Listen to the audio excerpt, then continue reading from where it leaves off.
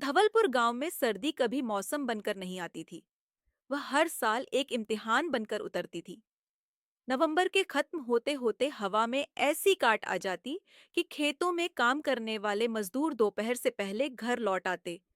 सरसों और गेहूं की फसल खड़ी रहती, लेकिन इंसानों की हिम्मत झुकने लगती। गांव के ज्यादातर घर कच्चे थे। दीवारों में दरारें थीं, जिनसे रात को ठंड सीटी बजाती हुई अंदर घुसती। छप्परों पर ओस जम जाती और सुबह उठते ही लोग सबसे पहले लोटे में जमी बर्फ को तोड़ते। कबीर इसी गांव के आखिरी छोर पर रहता था, जहां कच्ची सड़क खत्म हो जाती थी और ठंडी हवाओं से कांपते खेत शुरू हो जाते थे। उसकी माँ के जाने के बाद घर और ज्यादा ठंडा हो गया था, क्योंकि माँ सिर्फ आग नहीं जलाती थी, वह घर में अपनापन जलाए रखती थी। पिता बूढ़े हो चुके थे, ज्यादा बोलते नहीं थे। गांव में यह आम बात थी कि मर्द अपने दुख को या तो चुप्पी में या शराब में डुबो देते हैं।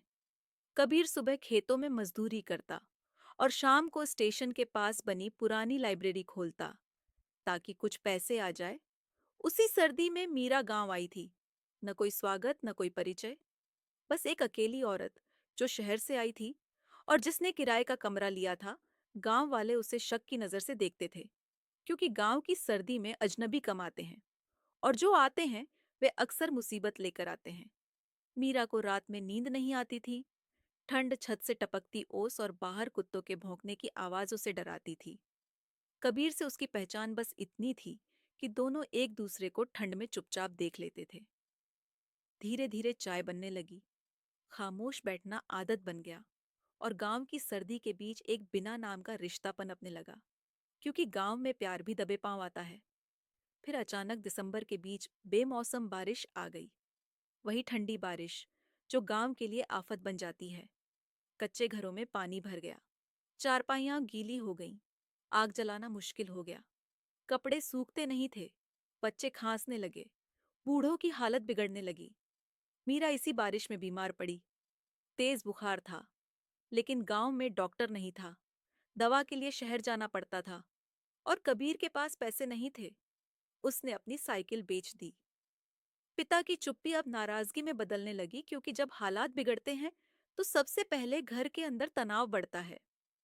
गांव वालों ने बातें बनानी शुरू कर दी कि जब से यह लड़की आई है मुसीबतें बढ़ गई हैं। कोई कहता वह शहर की बिगड़ी लड़की है, कोई कहता वह अपशकुन है। यह सब सुनकर मीरा और टूटने लगी। उसे लगने लगा कि वह यहाँ हर किसी के लिए बोझ बन गई है। बारिश की रातों में जब छत से पानी टपकता और ठंडी हवा अंदर घुसती, कबीर पूरी रात जागता रहता। बुझती आग को बार बार जलाता और मीरा को ढांढस देता। उस रात कोई फिल्मी इजहार नहीं हुआ।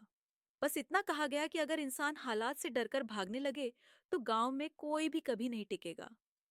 जनवरी आते आते ठंड अपने चरम पर पहुंच गई। सुबह ओस जम जाती, खेत सफेद पड़ जाते और गांव में खांसी आम हो जाती। बारिश रुक चुकी थी, लेकिन नुकसान हर घर में मौजूद था। मीरा की तबीयत संभल तो गई थी, पर मन भारी रहने लगा था। उसे समझ आ गया था कि गांव की जिंदगी सिर्फ सादगी नहीं होती। यहाँ हर रिश्ता मौसम की तरह बदलता है। एक रात कबीर के पिता ने थकी हुई आवाज में कहा कि जिंदगी वैसे ही मुश्किल है, और अगर किसी फैसले से मुश्किल और बढ़ जाए तो आदमी टूट जाता है। कबीर पहली बार पिता की आंखों में डर देख पाया, वही डर जो ठंड, गरीबी और समाज मिलकर पैदा करते हैं। कुछ दिनों बाद यह खबर फैल गई कि मीरा वापस शहर जाने वाली है। किसी ने रोका नहीं। कुछ लोगों ने राहत की सांस ली। स्टेशन जाने वाली सुबह बहुत ठंडी थी। कोहरा इतना घना कि रास्ता दिखना मुश्किल था। कबीर उसे छोड़ने गया। दोनों के पास कहने को बहुत कुछ था, लेकिन उन्होंने वही कहा जो जरूरी था। मीरा ने कहा कि उसने यहाँ आकर सीखा कि हर प्यार का मतलब साथ रहना नहीं होता।